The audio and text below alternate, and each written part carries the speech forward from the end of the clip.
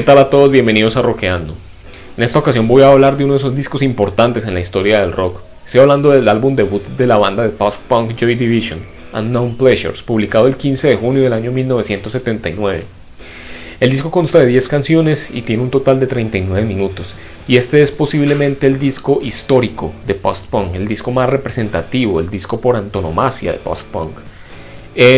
No sé si Joy Division fue la banda precursora del movimiento, pero lo que sí es verdad es que este disco pasó a la historia como el disco clave, fundamental para el desarrollo del post-punk. Y decir post-punk, llamarle post-punk a este movimiento, pues puede llevar a la confusión, porque a lo mejor no es del todo acertado, puesto que el punk original y el post-punk crecieron prácticamente a la par. Fueron muy pocos los años de diferencia entre uno y el otro. Entonces más bien lo que era el post-punk era una forma un tanto diferente de interpretar el sonido clásico del punk, que ya tenía muchísima fuerza para aquel entonces, para el año en que salió publicado este disco en Inglaterra. La banda estaba compuesta por Ian Curtis, Bernard Sumner, Peter Hook, Stephen Morris y tenía la producción de Martin Hannett. El disco fue un disco que en su momento fue bastante vilipendiado, pero que con el paso del tiempo, el tiempo lo puso en su lugar. La banda ya venía de un EP, ya venía de intentar lanzar su carrera. En ese momento las compañías discográficas, con la subida del punk, estaban muy entusiasmadas en fichar y en darle mucha promoción a este tipo de bandas que surgían en ese contexto y querían hacer cosas similares a lo que estaba haciendo, por ejemplo, los Sex Pistols. Pero ya para la publicación de este disco, la banda, respecto a su primer EP, a su único EP anterior a este, y respecto a lo que venían haciendo, pues ya quiso darle un vuelco al disco e hicieron una absoluta obra maestra. Este disco, para compararlo con el sonido del punk clásico, dista en muchas ocasiones bastante de tener la agresividad, la intuición, la virulencia del sonido clásico del punk. Este álbum, yo creo que lo que más lo caracteriza es su producción. La producción profundamente atmosférica, densa, abrasiva, trágica casi, que envuelve al disco. Yo creo que la forma en la que fueron producidos los instrumentos y la forma en la que fueron agregándole al disco en diversas partes sonidos de estudio le dan, más la voz de Ian Curtis, le da ese sonido distante, le da esa sensación abrasiva, densa, pesada, pero pesado en un sentido de abrasivo, pesado en un sentido de intenso emocionalmente, no pesado en el sentido tanto del punk clásico, que era pesado por lo rápido, por lo crudo de su sonido, por lo agresivo, por lo directo de sus letras. Este no, este disco se permite más la experimentación. Este disco se permite incorporar sonidos distintos a los sonidos, a la forma tan prototípica en la que estaba establecido el sonido de la guitarra, el bajo y la batería. Pero además las letras ya no son tan directas, las letras tienen un tinte más poético, más introspectivo, más personal, más trágico. La voz de Ian Curtis en ese sentido aporta muchísimo, puesto que, por supuesto, no es un gran vocalista a nivel técnico, pero te da esa sensación de tragedia en cada una de sus líneas vocales, que de verdad sientes la desesperación que él quiere transmitir. Caractericemos un poco entonces las razones por las cuales yo creo que lo que más destaca en este disco es la producción. En primer lugar, el disco tiene, como les digo, muchos arreglos de fondo, muchos sonidos sintetizados, muchos sonidos de estudio que le fueron agregando a cada una de las canciones. Por ejemplo, la canción Inside tiene arreglos, una serie de sonidos sintetizados, casi espaciales, a la mitad y a la final, a la mitad y al final de la canción, que le dan una atmósfera aún más distante a la canción. El disco suena muy distante, el disco suena como si en muchas ocasiones, por ese sonido tan hueco de los instrumentos y por esos arreglos en el estudio, es como si lo estuviese escuchando a distancia. Es que te da literalmente la sensación de distancia en el sonido, pero también en la sensación que te transmite. Die of the Lords, otra de las canciones, tiene arreglos sonoros en los coros. Como les digo, Insight, los arreglos en sintetizadores, sonidos de estudio a la mitad y al final de la canción. Insight además destaca por otra de las características del disco, y es que aquí el bajo es muy dominante. En las canciones de punk clásicas el bajo es un instrumento acompañante, pero aquí el bajo en muchas canciones, como en esta, son capaces de llevar el dominio de la canción, de llevar los tiempos. Peter Hook tiene una forma de tocar bastante agresiva en el bajo. Lo toca como si fuese una guitarra, de verdad. A veces da esa sensación, y muchas de las canciones las lleva. Es la base rítmica, bajo, batería, las que llevan el tiempo de la misma. Mientras que las guitarras suenan un poco atrás, un poco huecas, un tanto de nuevo distantes, y casi nunca están al frente empantanando la producción, porque lo harían, si hiciesen eso, harían que el disco sonara mucho más punk clásico de lo que es. Disorder, por ejemplo, es una canción con un ritmo bastante, es de las canciones con el ritmo más agresivo, más directo, que tiene más esa remembranza al punk clásico. El bajo acá también es muy dominante, la batería suena supremamente ágil, veloz, agresiva.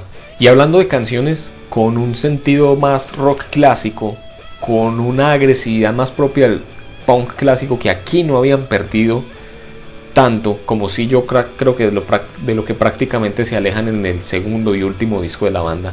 Canciones como Shadowplay o como Interzone son las canciones más agresivas, son las canciones que recuerdan al Joy Division con más influencia del punk, al Joy Division previo a este disco, si se quiere, porque ellos surgen en la escena punk, se inspiran en la escena punk, y la primera grabación en el EP y los primeros conciertos eran, incluso el performance que ellos tenían en ese momento en vivo era bastante todavía punk, y este par de canciones lo demuestran así. La base rítmica también está llena de esta producción muy atmosférica, porque la batería aquí suena con una ganancia tremenda, está llena de delay, tiene mucho reverb, todo, sobre todo el bombo, los toms, pero también la caja, no tanto los platillos, pero las demás partes de la batería suenan con una potencia, con una ganancia que era impensable para un disco de punk. Si hay algo que caracterizaba al punk, era, digamos, la suciedad de las producciones, el poco arreglo que tenían las mismas. Todo sonaba especialmente garajero, directo, agresivo, sucio. Pero aquí, por ejemplo, si ustedes escuchan la batería en una canción como Candidate, en una canción como New Dawn Fades, o por ejemplo en la canción Wilderness, muestran que la batería tiene mucho efecto sonoro, tiene mucho arreglo de estudio, porque los golpes, el sonido de los golpes a la caja, a los bombos, a los toms, se alarga muchísimo y suena como si lo estuviesen tocando en una habitación absolutamente hueca. Se escucha el eco de la misma, se escucha la ganancia que tiene y la fuerza que tiene, porque está muy llena de graves. Son baterías que suenan supremamente graves. En ese sentido, yo creo que las canciones que más reflejan esta atmósfera son la canción final, I Remember Nothing, y posiblemente la canción más popular del disco, She's Lost Control.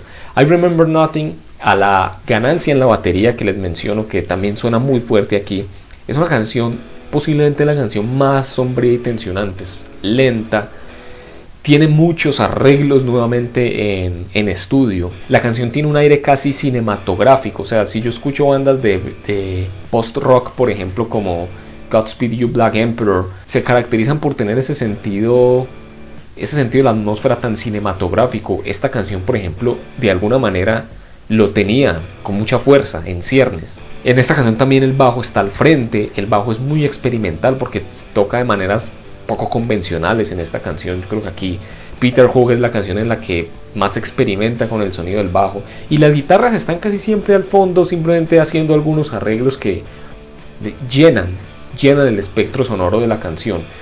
Yo creo que es la mejor, para mí, es la mejor canción del disco y es la última. Creo que es la más larga también, dura 5 minutos y algo.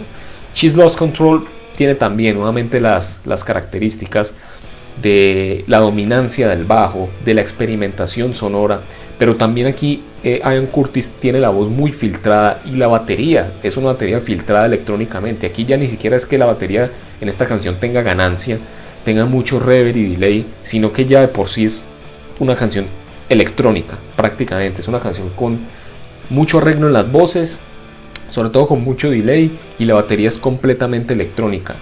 Pero las guitarras, y eso le da el aire más rockero todavía, las guitarras siguen siendo muy directas y agresivas, aunque nuevamente, como casi todo, siguen sonando distantes. En general es un disco muy potente emocionalmente, por los arreglos en los instrumentos, por los sonidos que hacen en estudio, por la voz de Ian Curtis, por las letras. Este es un disco bastante oscuro, algo que no era usual en el punk, y que la verdad de lo que tiene punk, aparte de las 2 o 3 canciones que señalé, es de pronto a veces el tempo de las mismas.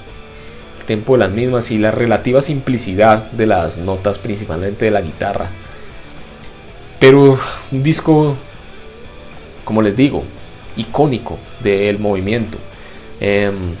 Todos sabrán que la banda sacó posteriormente otro disco, el Closer, un disco ya más alejado del punk clásico y ya más orientado a los sonidos electrónicos, porque esta banda estuvo presente justo en esa época de transición entre el rock más clásico y el new wave, los sonidos electrónicos que venían ya con fuerza en los 80, el synth pop y todas estas bandas de Depeche Mode, Devo, etc.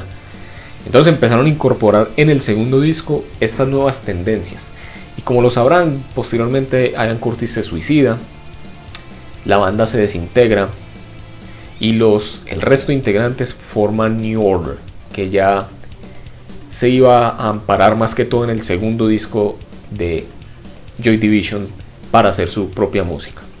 A fin de cuentas, un disco grandioso, un disco importante en la historia del rock, de una banda supremamente importante, y bueno, no queda más que escuchar este disco Unknown Pleasures de Joy Division.